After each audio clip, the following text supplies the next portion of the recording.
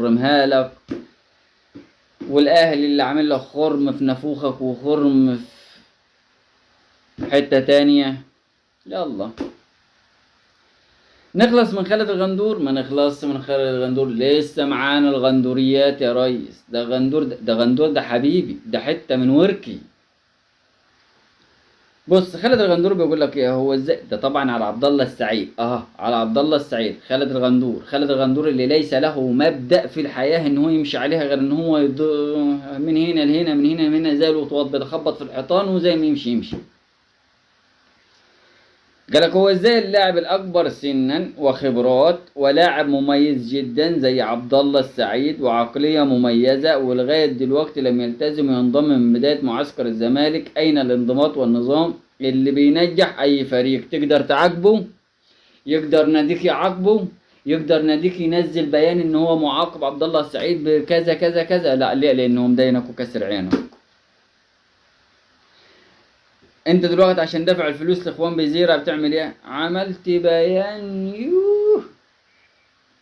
ومش للبيع وهنعمل وهنسوي. قدرت تعملها مع شيكو بنزا؟ لا. ليه؟ عشان لسه ما خدش فلوسه فكسر عينك وعين اللي جابك.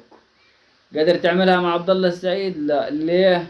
عشان كسر عينك وعين اللي جابك. ده لسه الفضايح جايه، ده لسه ان هم هيطلعوا نصابين في النادي كمان. والله العظيم انا كل ده ما بقول كلام من عندي، اظن قدامكم كلام نادي، كلام لعيبتكم، كلام المنتمين ليكم. ده انا لسه جايلك في مين؟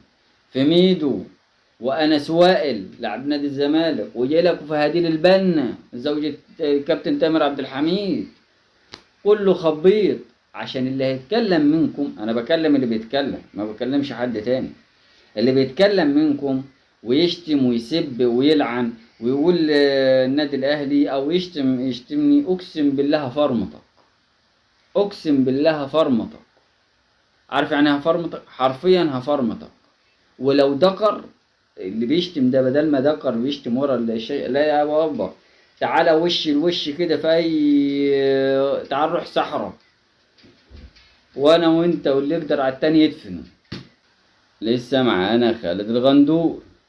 خالد الغندور بيقول لك اخوان بيزير اللاعب لم يلتزم بمواعيد المعسكر رغم حصوله على اجازه كبيره. حلو. رغم حصوله على اجازه كبيره جدا وحتى اليوم لا يرد على مسؤول الزمالك. ومش هو بس، شيكو بنزا رد على المسؤولين وقال ان جاي السبت القادم.